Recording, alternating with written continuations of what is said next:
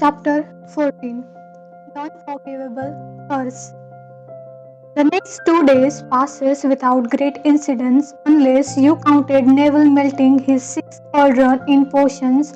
Professor Snape, who seemed to have attained a new level of wickedness over the summer, gave Neville detention and Neville returned from it in a state of nervous collapse, having been made to disassemble a barrel full of honor toads.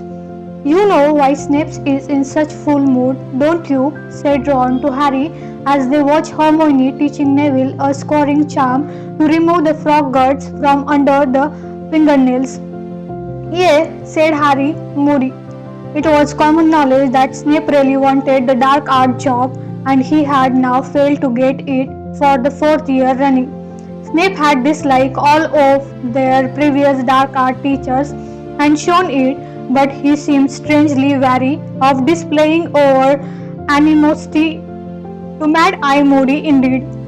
However, Harry saw the two of them together at mealtime or when they passed in the corridor. He had the distinct impression that Snape was avoiding Moody's eye, whether magical or normal. "I reckon Snape's a bit scared of him, you know," Harry said thoughtfully.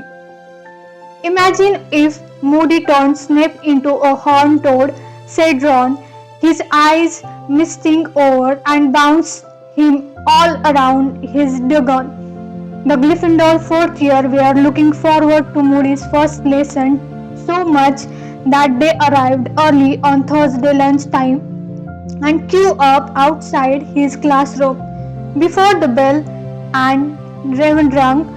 The only person missing was Hermione, who turned up in just time for lesson. "Been in library?" Harry finished her sentence for her.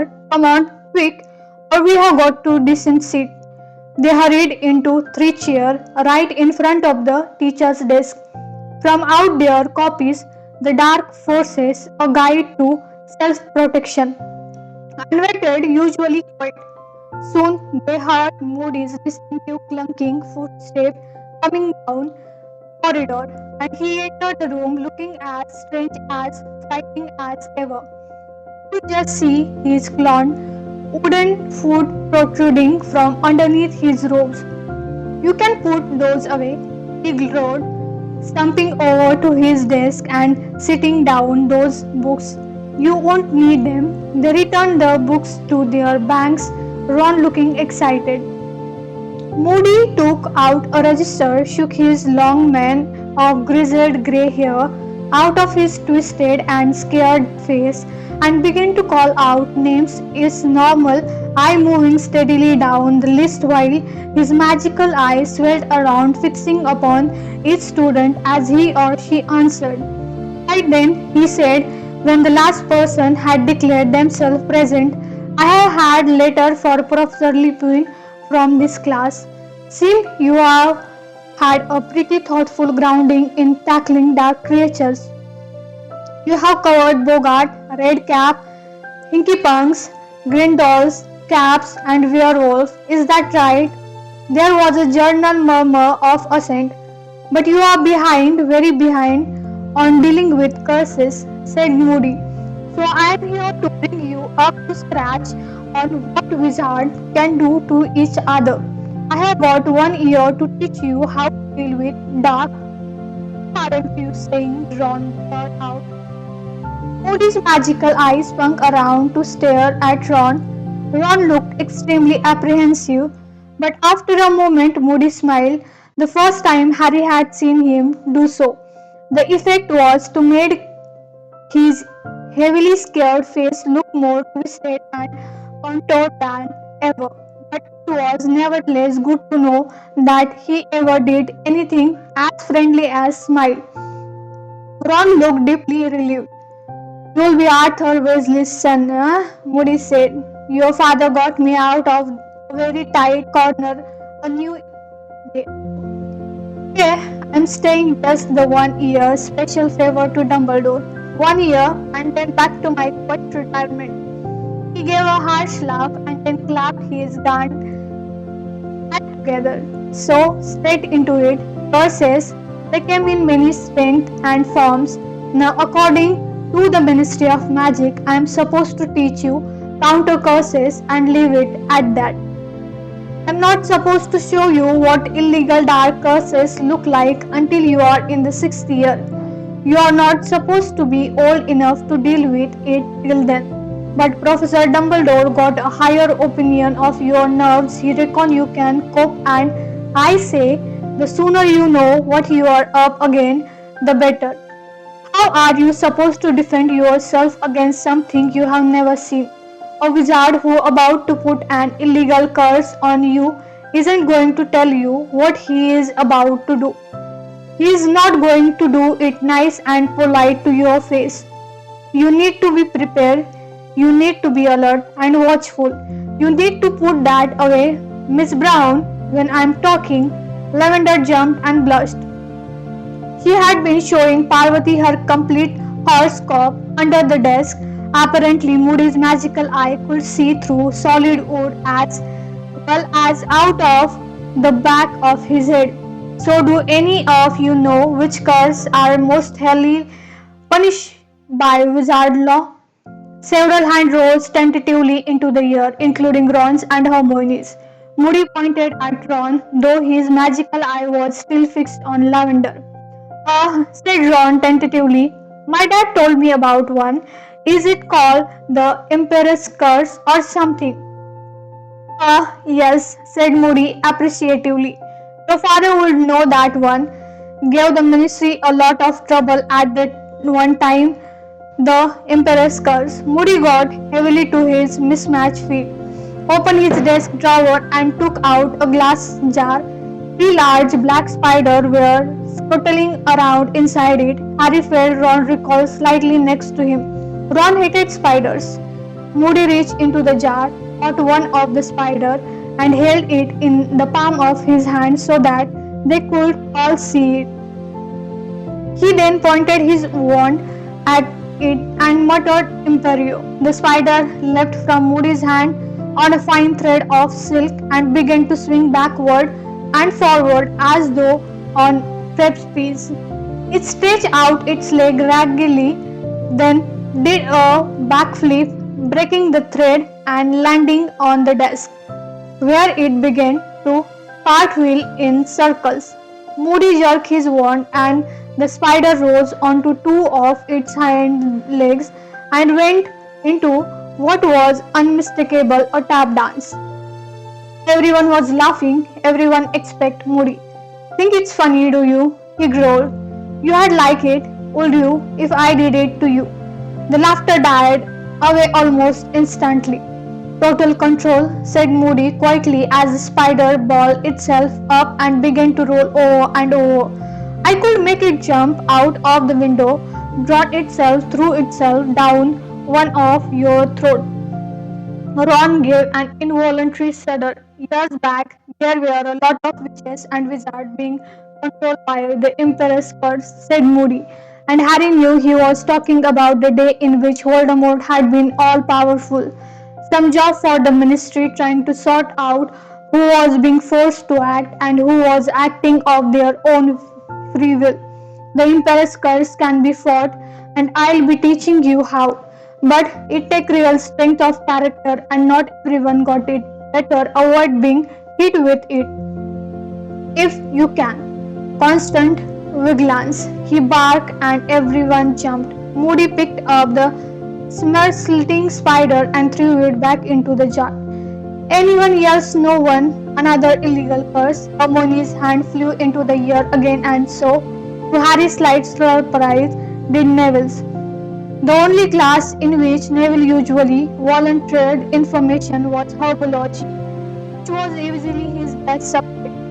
Neville looked surprised at his own daring. Yes, said Moody, his magical eye rolling right over to fix on Neville. There is one, the Cruciatus curse, said Neville in small but distinct voice. Moody was looking very intently at Neville, this time with both eyes. Your name is Longbottom, he said, his magical eye swam down to check the register again. Neville nodded nervously, but Moody made no further inquiries. Turning back to the class, At last, he reached into the jar for the next spider and replaced it upon the desktop, where it remained motionless, apparently too scared to move. The crocheted curse, said Moody, need to be a bit bigger for you to get the idea. He said, pointing his wand at the spider. Ego. The spider swore it was now larger than Pantula. Abandoning all pretense, Ron pushed his chair backward as far away from Moody's desk as possible. Moody raised his wand again, pointed it at the spider, and muttered, Crucio. At once the spider leg bent into upon its body. It rolled over and began to which horrible. Rocking from side to side, no sound came from it, but Harry was sure that if it could have given voice, it would have been screaming. Moody did not remove his wand, and the spider started to shudder and jerk more violently. Stop it, Hermione said shrilly. Harry looked around at her. She was looking not at the spider but at Neville, and Harry, following her gaze, saw that Neville's hand were clenched upon the desk in front of him. His cluckle white, his eyes wide and horrified. Moody raised his wand. The spider leg relaxed, but it continued to twitch. Reducio, Moody muttered, and then spider shrank back to its proper size. He put it back into the jar. Pain, said Moody softly. You don't need to thumbscrew or noose to torture someone if you can perform the grossest curse. That one was very popular once too. Right? Everyone know any other? Harry looked around from the look on everyone's faces. He guessed they were all wondering what was going to happen to the last spider. Hermione's hand shook slightly as, for the third time, she raised it into the air. Yes, said Moody, looking at her. Avada Kedavra, Hermione whispered. Several people looked uneasily around at her, including Ron. Oh, said Moody. Another slight smile twisted his lopsided mouth. Yes, the last and worst. Avada killing curse. He put his hand into the glass jar and almost as though it knew what was coming.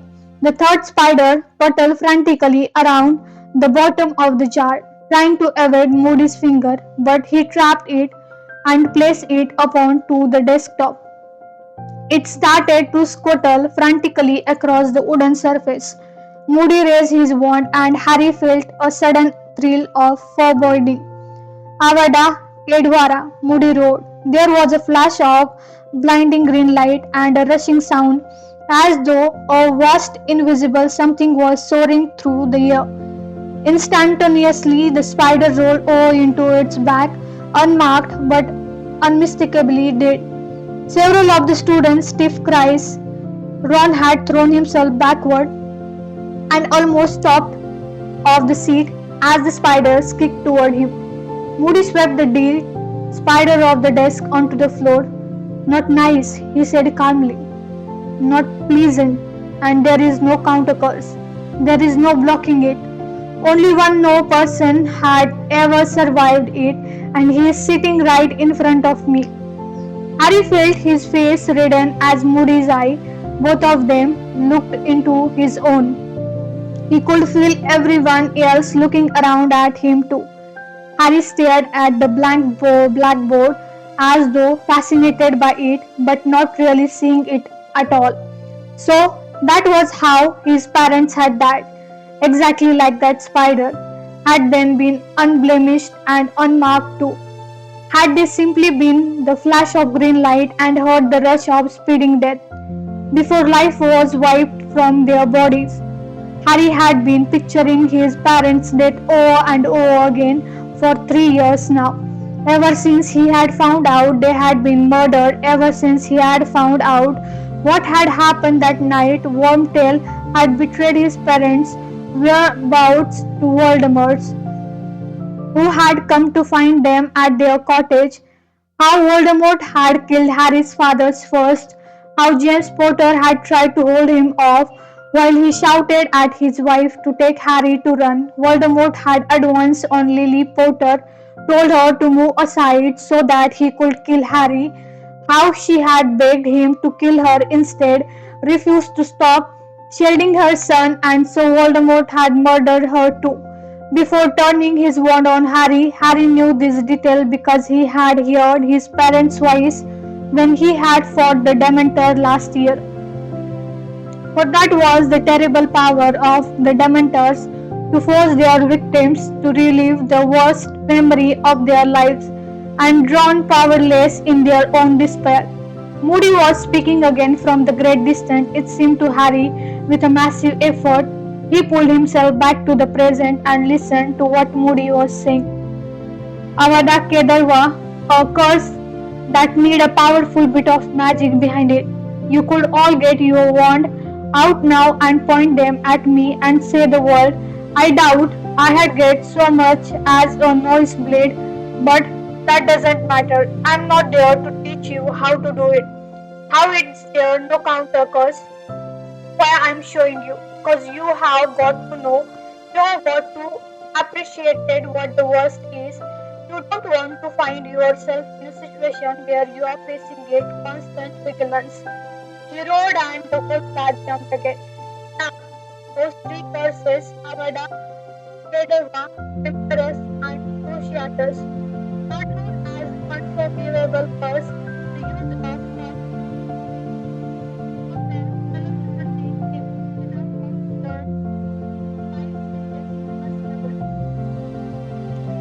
that's what you're up against. What's that I have got to teach you to fight? You need preparing, you need arming. Most of you all, you need to practice constant, never ceasing vigilance. Out your quills, copy this down, then spend the rest of the lesson taking note on each on the unforgivable curse. No one spoke until the bell rang, but the Moody had dismissed them and then had left the classroom. A torrent of talk burst forth. Most people were discussing the curse in awed voice. Did you see it twitch? And when he killed it, just like that, they were talking about the lesson Harry taught as though it had been some sort of spectacular show, but he hadn't found it very entertaining, and not it seemed had harmony. Hurry up, she said tensely to Harry and Ron.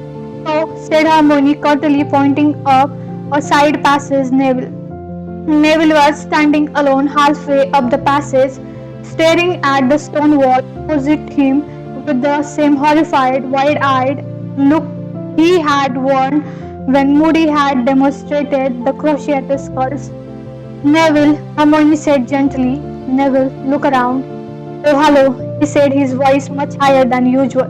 Interesting lesson, wasn't it? I wonder, aren't you?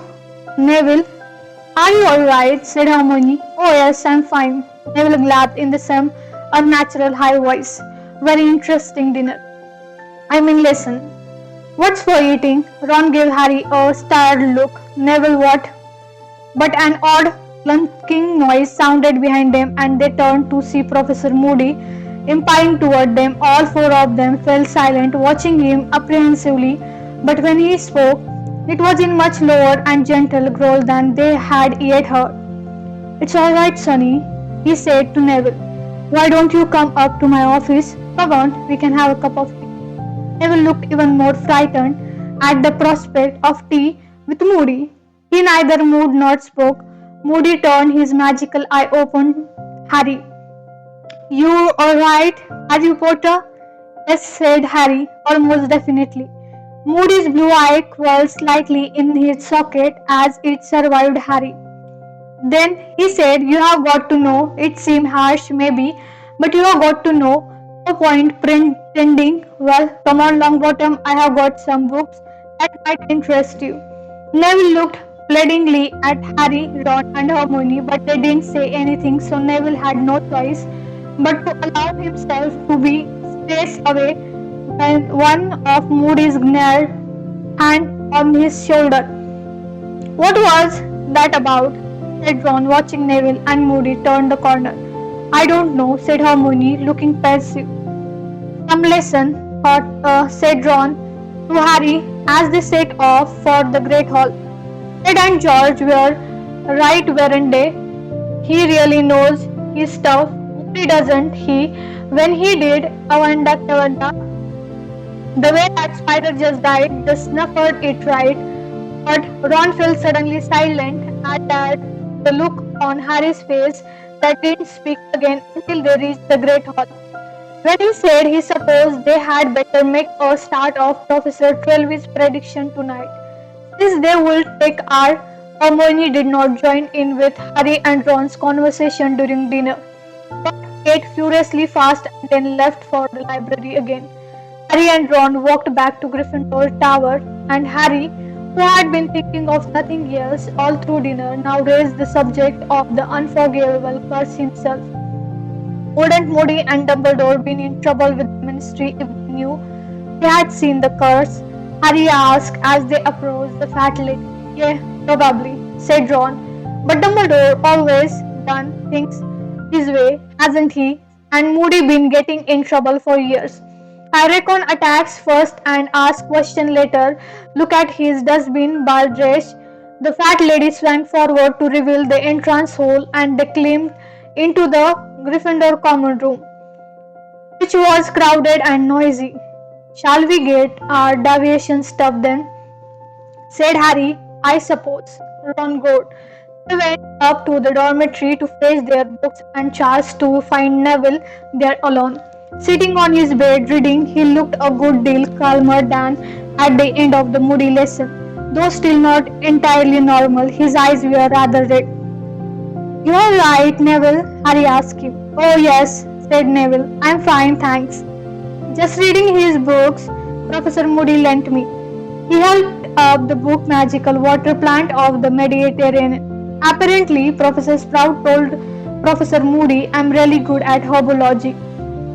Neville said there was a faint note of pride in his voice that Harry had already heard there before. He thought I had liked this, telling Neville what Professor Sprout had said. Harry thought had been a very tactful way of cheering Neville up, for Neville very rarely heard that he was good at anything. It was the sort of thing Professor Lupin would have done. Harry and Ron took their copies of Unforgiving the Future back down to the common room, found a table, and set to work on their prediction for the coming month. An hour later, they had made very little progress, though their table was literally with bits of parchment bearing sum and symbol, and Harry's brain was as fogged as though it had been filled with fumes from Professor Trelawney's fire. I haven't got a clue what this lot's supposed to mean, he said, staring down at a long list of calculations. You know, said Ron, whose hair was on end because of all the times he had run his fingers through it in frustration. I think it's back to the old aviation standby. What make it up? Yes, said Ron, sweeping the jumble of scribbled note off the table, dipping his pen into some ink, and starting to write next Monday. He said as he scribbled, I am likely to develop a cough owing to the unlucky conjunction of Mars and Jupiter. He looked at Harry. You know, he just put in load of misery. She'll lap it up. Right, said Harry, crumbling up his first attempt and lobbing it over the head of a group of chattering first year into the fire. Okay. On Monday I will be in danger of a burns. Yea, you will be, said Ron darkly. We are seeing the squirts again on Monday. Okay.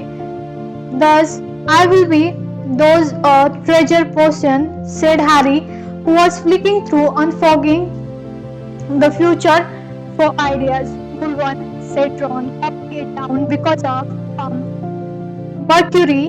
Why don't you put Scrabble in the back by someone you thought as a friend? Yeah, cool, said Harry, scribbling it down because Venus is the 12th house. And on Wednesday, I think I'll come off worst in fight. I was going to have fight. Okay, I'll lose a bit. Yeah, you'll be bettering. I'll win my fight. They continue to make a prediction which grew steadily more tragic. For another hour, while the common room around them slowly epicted as people went to bed, Crookshank wandered over to them, quietly into an empty chair and stared infurtively at Harry rather at Hermione might look it. She knew they weren't doing their homework properly. Staring around the room trying to think of a kind of misfortune he hadn't yet used, Harry saw Fred and George sitting together against the opposite wall, head together, quill out, poring over a single pieces of parchment.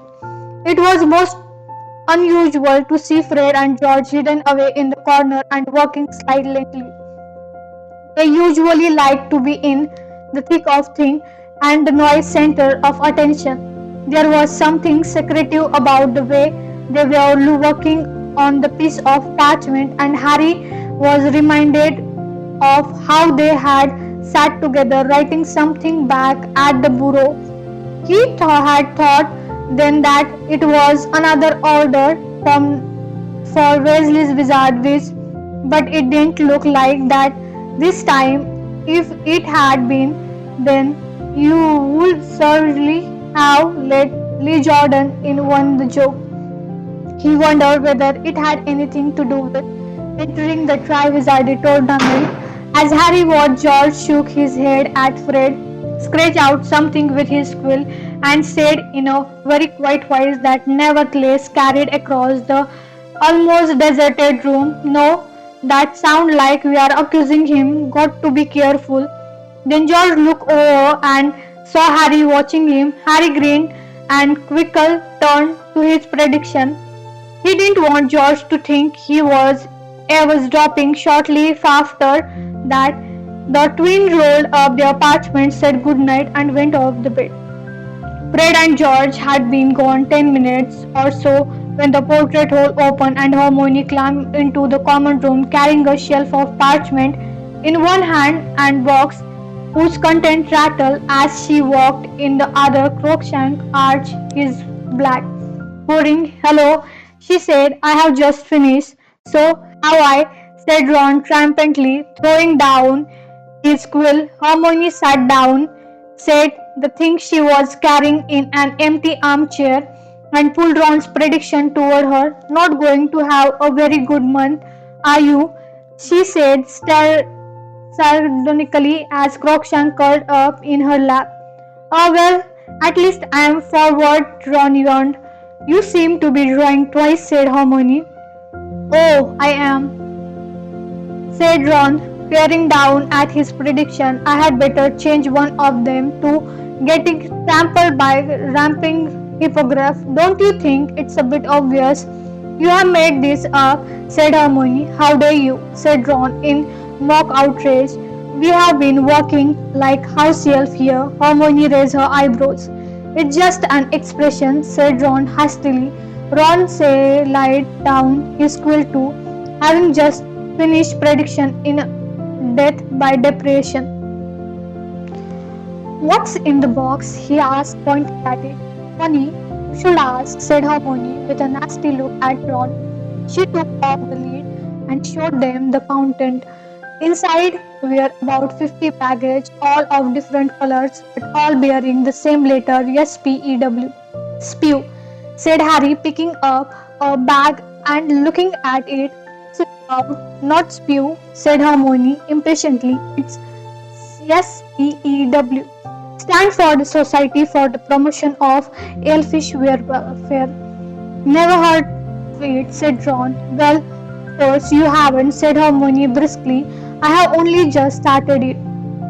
"Yeah," said Ron in mild surprise. "How many members have you got?" "If you to join, 3," said Hermione. "And you think we want to walk around wearing badges saying spew, do you?" said Ron. "SPEW," said Hermione hotly. "I was going to put stop the outrageous abuse of our fellow magical creatures and campaign for the change in their legal status. But it wouldn't fit so. That's the heading of our manifesto." She brandished the safe of parchment at them. I have been researching it thoroughly in the library. Years enslavement does goes back centuries. I can't believe no one done anything about it before now. Harmony, open your ears, said Ron loudly. They like it. They like being enslaved. Our short-term aim, said Hermione, speaking even more loudly than Ron and acting as though she hadn't heard a word, are to secure household fair wage and working conditions. Our long-term aim include changing the laws about non-want use and trying to get an elf into the department for the regulation and control of magical creatures because they are shockingly underrepresented. And how do we do all this? Harry asked. We start by recruiting members, said Hermione happily. I thought you sickle to join, that buy a baggage, and the proceed can fund our relief campaign. Your treasure, Ron, I have brought you collecting teen upstairs, and Harry got secretary, so you might want to write down everything I'm saying now as a record of our first meeting.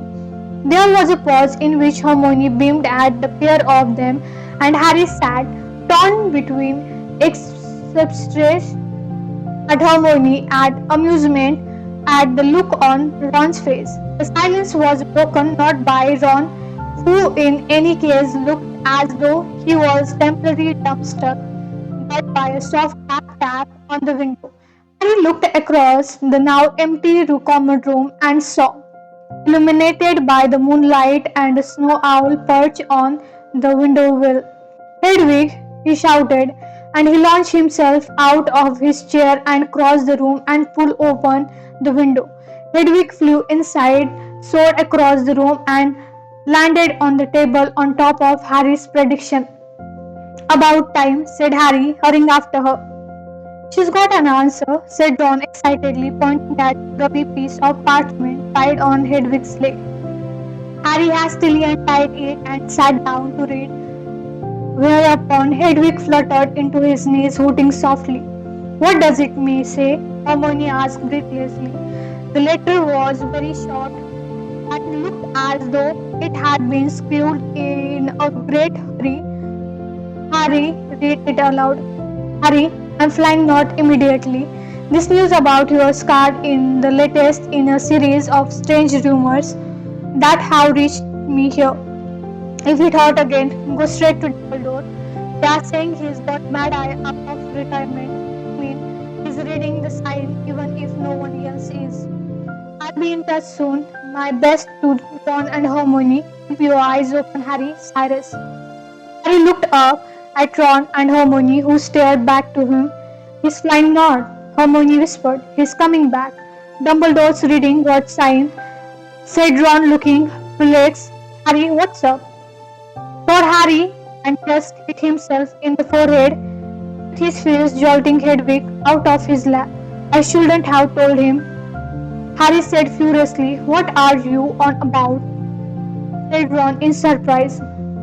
It's made him think he's got come back, said Harry, now shaming his fist on the table so that Hedwig ended on the back of Ron's chair, hooting indignantly, coming back because he thinks I am in trouble. There is nothing wrong with me, and I haven't got anything for you. Harry snapped at Hedwig, who was clicking her beak expectantly. You will have to go up the owlery if you want food. Hedwig gave him an extremely offended look and took off for the open window, putting him around the head of her outstretched wing as she went. Harry, Hermione began in a such pacific sort of voice. I'm going to bed, said Harry shortly. See you in the morning. Upstairs in the dormitory, he pulled on his pajamas and got into his four-poster, but he didn't feel remotely tired. If Cyrus came back and got caught, it would be Harry's fault. Why wouldn't he kept his mouth shut a few seconds pen and his lap back?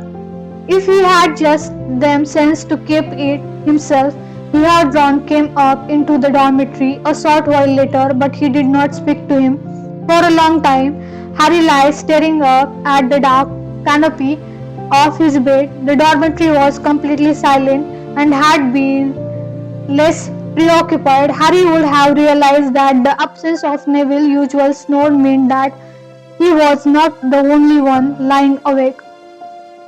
That's it for today. Thank you so much. Stay tuned for next chapter. Till then, see ya. Bye bye.